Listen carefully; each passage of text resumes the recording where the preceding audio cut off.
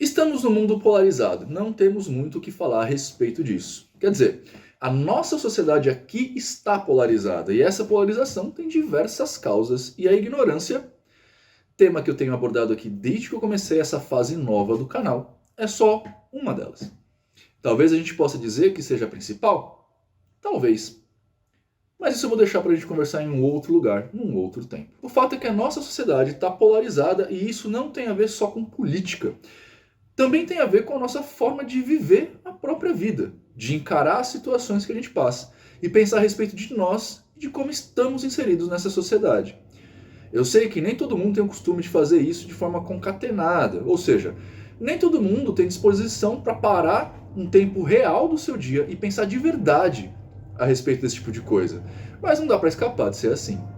Agora, quando somamos a nossa capacidade de polarizar essas situações com a nossa outra capacidade ou necessidade de escaparmos da realidade, acabamos criando métodos complexos de negarmos o lugar onde estamos.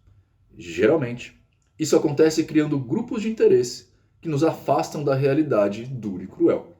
Com isso, a gente vê diversos assuntos sendo transformados em religião. Meu nome é Nino Denani e esse é mais um vídeo meu sobre as artes mágicas.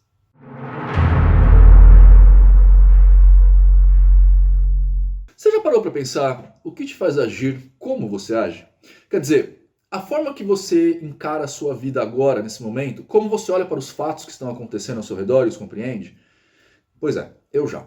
Comecei a fazer isso há alguns 4 anos, para ser mais preciso. E a minha forma de observação disso ficou, digamos, um pouco mais aguçada quando eu comecei a me engendrar de forma mais profunda pelos caminhos do estudo da mente. Como exemplo, eu posso falar para você que eu descobri que nós, em certos aspectos, funcionamos como um computador. O nosso cérebro comanda o nosso corpo e, ao mesmo tempo, recebe informações constantes dele, de onde o cérebro vai tirar as melhores formas de agir a partir daí. É como o computador controlando, por exemplo, a impressora. Ele dá comandos para a impressora, mas também recebe comandos dela. Acabou a tinta, o papel emperrou, coisa assim. Com isso, o computador consegue agir para resolver esses problemas, seja dando novos comandos à impressora, seja falando para você, usuário, trocar os cartuchos de tinta. Essa situação problema-solução é resolvida a partir de um código que é pré-escrito e que fica armazenado em algum lugar dentro do seu computador. Alguns códigos são escritos, por exemplo, no HD e são programas instalados e que vão controlar certos aspectos do periférico e do próprio computador. Outros códigos, entretanto, são escritos no próprio processador do computador. Ou seja, lá na parte mais profunda dessa máquina, e dá à máquina os códigos primários de interação, com, por exemplo, o software da impressora. O que eu quero dizer com isso é que o computador funciona em, vamos dizer assim, diversas camadas de código, um mais profundo que o outro. E lá no fundo há uma série de linhas base de código que vai dizer a todo o resto como interpretar os códigos que serão colocados depois. Por isso você não consegue instalar, por exemplo, o iOS em um PC. Porque lá no fundo, os códigos mais profundos não são feitos para o iOS. Tá, esse exemplo é besta. Talvez algum programador apareça aqui e me corrija em alguma coisa, principalmente nessa última parte. Mas eu acho que dá para entender a parábola. A gente também funciona assim. No caso, o nosso processador seria a parte mais primitiva, por assim dizer, do nosso cérebro. Tipo o sistema límbico, por exemplo. Lá a gente tem alguns códigos escritos que vão de nossos genes, da nossa evolução biológica, e que são passados para frente por conta da genética. Nossos medos mais primitivos, por exemplo, ou a forma como a gente vai interagir com esses medos. Você tem medo de altura? É bem possível que esse código esteja instalado aqui. Aliás, se você sente gosto de sabão quando você come coentro, é exatamente aqui que está o problema, é exatamente nesse lugar.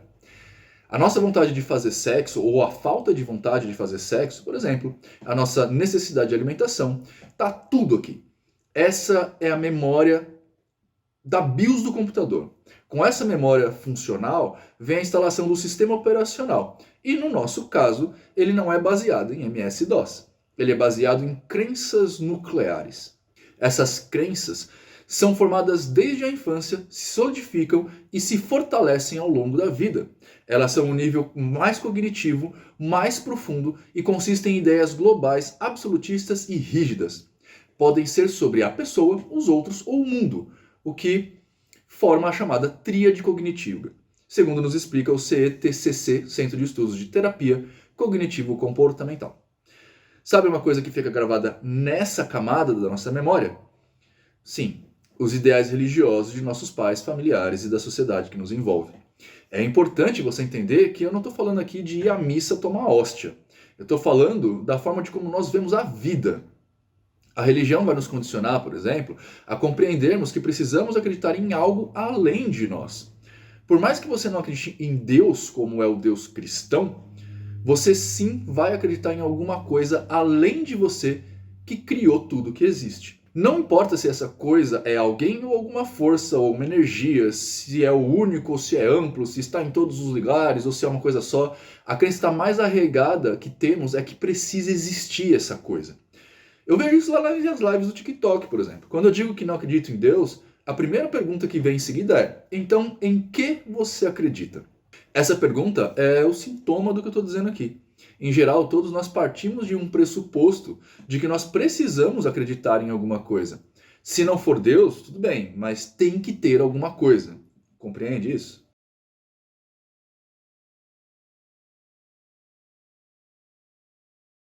Parece bobeira isso que eu acabei de falar, mas quer ver como essas crenças nucleares são cristãs e estão dentro aí de você? Você acha que magia ruim é aquela que fere o livre-arbítrio de outra pessoa, não é? Pois é, esse é um pensamento completamente cristão. Só o cristão dá tanta importância para o livre-arbítrio, porque é esse livre-arbítrio que eles usam como desculpa para o mundo poder estar a merda que tá, mesmo com um Deus onipotente e onibenevolente reinando em todos os lugares. O resto da humanidade mal usa essa expressão e a neurociência, por exemplo, já está, digamos, a 3/4 de provar que isso nem existe. Mas dentro de você, tá aí, não tá? Você também deve ter a noção de recompensa. Faça boas coisas e terá boas coisas, não é? Pois é, isso também é um ideal cristão. Você tem que fazer coisas boas porque você não pode ser um pau no cu e entender que as pessoas que te cercam não têm culpa da sua vida. Isso não é obrigatoriamente te dará um bom resultado no final, porque tem um monte de gente que é pau no cu por aí. Você tem que ser um cara legal, porque isso é o certo. E não porque você vai atrair coisas boas para você. Você também tem uma noção de nós contra eles, que é bem típica de religião, tá? Os seus amigos e parentes têm que estar bem, independentemente dos outros. Então você reza para que seu amigo tenha um emprego, mas você esquece daqueles que estão competindo com ele pela vaga. É exatamente como um cristão que reza para seu Deus matar aqueles que não o seguem. Você quer mais um ideal cristão que com certeza está aí dentro? Sexo é ruim, é feio ou é pecado. Quantas vezes vemos pessoas demonizando o sexo e achando inclusive desculpas para fazer isso sem citar o cristianismo, como por exemplo, quando você transa com alguém, a energia da pessoa fica com você por 6 meses. Eu posso também falar do dinheiro, que você acha que só deve ganhar o suficiente para viver. Enfim, essas crenças nucleares montam a forma como vivemos e como a gente segue a vida. E você deve estar se perguntando aí, mas Nino, o que tudo isso tem a ver com magia? O que isso tem a ver com Goetia que você falou no título do vídeo? Você me pergunta, né? Mas eu vou te responder, mas antes, precisamos de um pouco mais de contexto.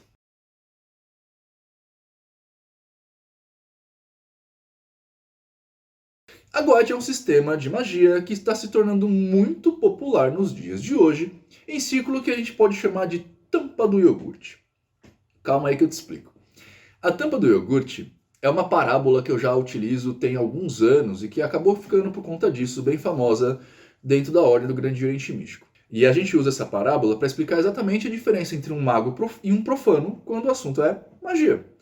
Ela vai dizer alguma coisa parecida com isso, ó. Imagine que você é alguém que ficou afastado da sociedade durante toda a sua vida. Logo, você não conhece nada do que a sociedade pode proporcionar. Você está aprendendo agora o que é um carro, o que é um celular e o que é todas essas coisas que a gente usa.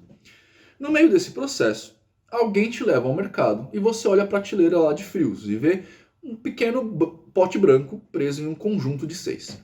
Você pega essa bandeja e o seu tutor te diz: isso é um iogurte. Então você começa a examinar a bandeja e olha na tampa. E vai ver ali uma série de imagens, né? Alguns morangos que você conhece muito bem, vermelhos e maduros ali. Você já comeu o morango. Há um líquido cremoso que desce lá pelo pote e explode em contato com as frutas. Você também vê uma série de símbolos que não te remetem a nada, que são as letras. Você também vê outras frutas colocadas ali, parecendo muito apetitosas. Você, como nunca viu um iogurte antes, começa a imaginar o que tem dentro do pote e acaba sonhando, divagando, no que aqueles símbolos todos ali te mostram. Nesse momento, você provavelmente imaginaria que o iogurte é como uma salada de frutas, ou seja, você vê todas aquelas frutas ali da tampa dentro dos potes, talvez um pouco daquele líquido que cai por cima delas, e você entende que essa é a forma profana de ver a magia. Você vê os símbolos, os nomes, as imagens e fica preso nesse negócio, tentando imaginar o que significa cada uma dessas coisas. O mago, entretanto, é o cara que, em vez de ficar preso aos símbolos, ele simplesmente tira a tampa do iogurte e descobre o que o iogurte é. A Goethe é um ótimo exemplo disso, porque ela faz exatamente a mesma coisa com quem chega. Você está acostumado a ver o mundo como um cristão, interpretando a realidade através das lentes do cristianismo. O cristianismo é, portanto, a selva que te mantinha fora da sociedade. Quando você finalmente compreende que tem muito mais a ser descoberto, a primeira coisa que aparece na sua frente é a prateleira de frios, a magia. Muitas vezes na forma do paganismo, outras vezes na forma da bruxaria. Até que você chega ao iogurte, a Goethe, no caso, com todos os seus desenhos e símbolos que ela vai mostrar para você. Nesse caso, você também precisa de um tutor para te ajudar. Senão vai acontecer o que acontece com a maioria das pessoas e que você sabe muito bem. Você vai ficar ali, olhando a Goethe através dos símbolos que ela te mostra e nunca vai acessar o conteúdo do pote. Nunca vai saber o que é evocar um demon de verdade, porque você vai estar mais preocupado em saber qual vela acender, ou qual incenso usar, ou qual demon é mais indicado para determinada situação. Ou seja, você vai continuar preso aos símbolos e não vai acessar o conteúdo exatamente igual ao que você fazia quando era cristão. Ficava tão preso aos símbolos, aos versículos, à cruz, às imagens da igreja, à música, enfim, toda aquela parafernália, que acabava esquecendo o verdadeiro significado de estar ali. O problema é que, enquanto isso acontecer, você nunca vai acessar o conteúdo e nunca vai ser beneficiado pelo paradigma, basicamente. Por quê? Como já dizia um mestre, os escravos servirão. A Goethe é muito procurada hoje em dia porque nós temos muitos evangélicos no cenário nacional. E, por incrível que pareça, é isso mesmo. A gente tem muito evangélico no cenário. E quanto o evangélico, essas pessoas são mantidas na ignorância. E eu vou pedir logo de cara desculpa aos meus irmãos crentes aqui, mas é isso mesmo que acontece. Enquanto os pastores te mantêm na ignorância, eles conseguem prosperar na vida material deles. E isso é tão certo que eu aposto que a maioria dos evangélicos nunca chegaram a ler de verdade a Bíblia. De qualquer forma, o cristão está sob a ótica do pastor, do bispo, do profeta ou qualquer coisa assim. O profeta vai deixar ele preso aos símbolos. O cristão se acostuma aos símbolos e quando o símbolo não responde, porque no final das contas é isso que um símbolo faz, ele acaba se decepcionando e procurando um símbolo que vai combater o símbolo que não funcionou anteriormente. Lembra da polarização que a gente falou lá no começo? Então, o símbolo contrário, por assim dizer, de Deus é exatamente o demônio. A forma mais famosa de falar com o demônio é a Goethe. Só que o cristão aprendeu a ver o mundo como o pastor ensinou. Então, em vez de ele tentar olhar atrás do símbolo, ou seja, debaixo da tampa do iogurte, ele vai continuar olhando o símbolo e interpretando o símbolo como fazia lá na igreja. Ele não compreende que um demon é um símbolo para a aquisição de um conhecimento e passa a adorar o símbolo como fazia com Deus. Ele não puxa a responsabilidade para si. Ele coloca a responsabilidade de si no símbolo, assim como ele fazia lá no cristianismo. Ele não vai compreender, por exemplo, que ele precisa mudar, que ele tenta novamente mudar o universo inteiro. Eu preciso contar um negócio para você. Eu acho isso muito divertido. Sério.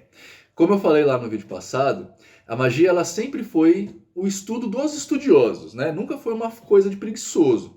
Por isso mesmo que a magia era coisa de mago e feitiçaria era coisa de feiticeiro. O mago era o cara que era catedrático, que olhava o mundo e tentava decifrar esse mundo, enquanto o feiticeiro agia muito mais por instinto e por emoção. O feiticeiro vai usar os seus poderes lá, os poderes na verdade dos deuses, enquanto o mago tentava compreender a natureza desses deuses e não para usar o poder dos deuses, mas para se tornar um deles. E nisso a gente acabava descobrindo várias coisas interessantes, como por exemplo a refração da luz, as propriedades do triângulo retângulo, ou mesmo os efeitos da depressão.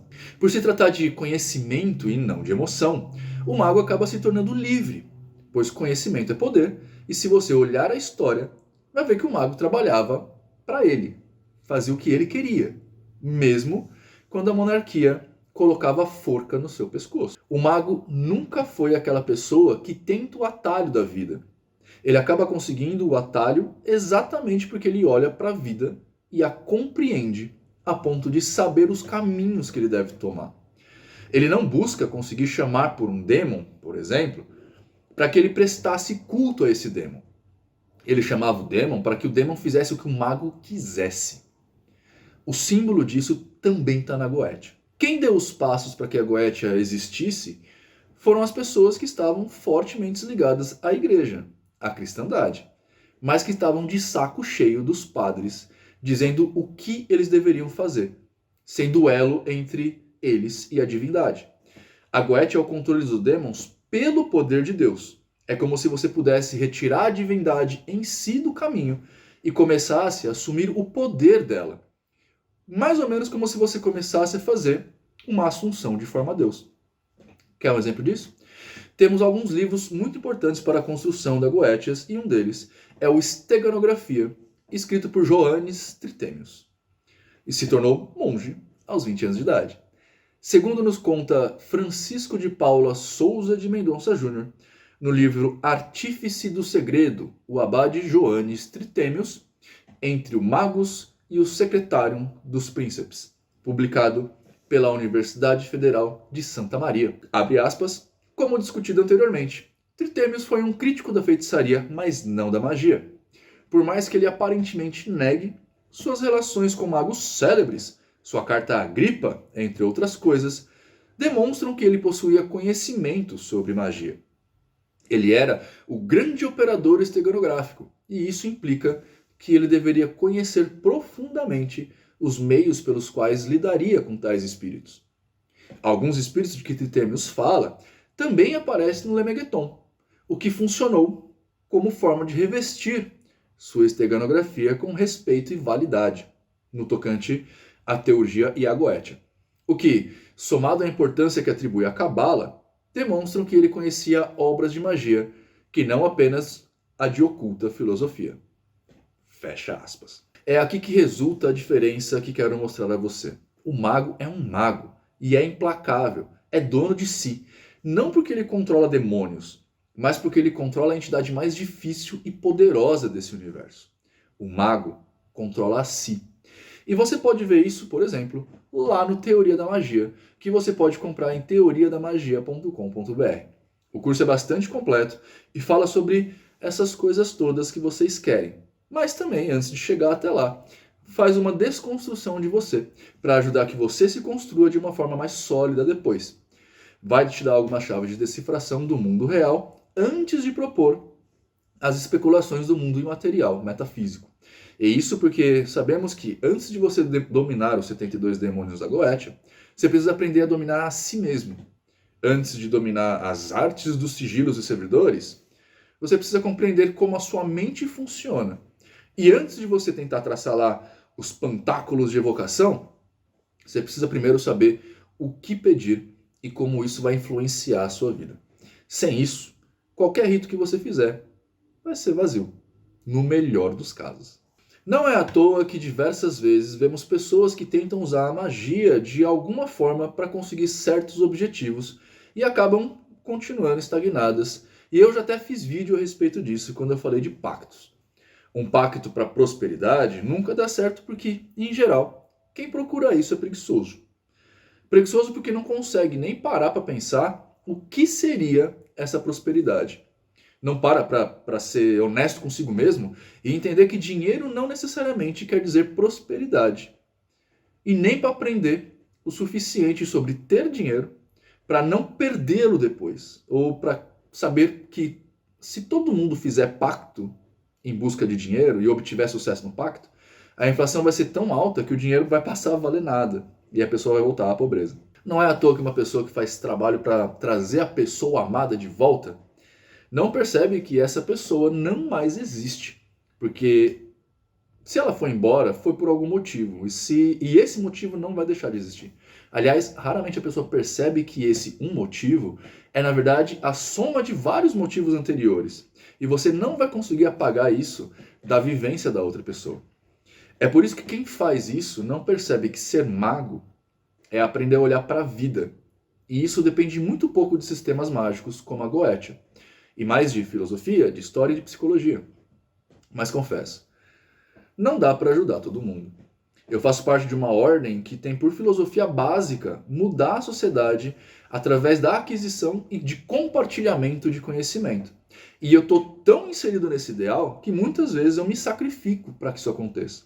Mas eu sei que, embora pretendamos mudar a sociedade para algo mais justo, sempre teremos senhores e, muito entre aspas aqui, escravos. Porque no final, sempre teremos pessoas que, por um motivo ou por outro, serão menos aptos ao conhecimento e mais aptos à belicosidade ou falta de movimento.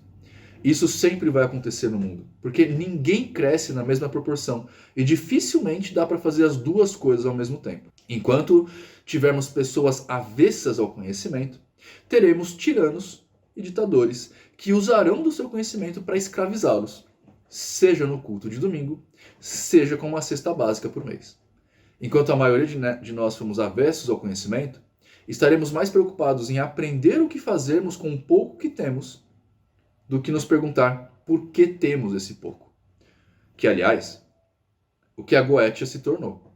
De uma conjuração demoníaca para que a gente aprenda coisas, como, por exemplo, os segredos da ciência, como está na descrição do Paimon, que faz os homens sábios eloquentes, como está na descrição de Boone, como Asmodeus, que ensina aritmética ou geometria, ou como Orobas, que responde a respeito da criação e da divindade, passarão a ser dêmons que trazem o amor perdido ou fazem pactos de riqueza. Espero de verdade que você compreenda isso tudo. Espero também que você tenha uma ótima vida, seja uma pessoa melhor do que foi até agora.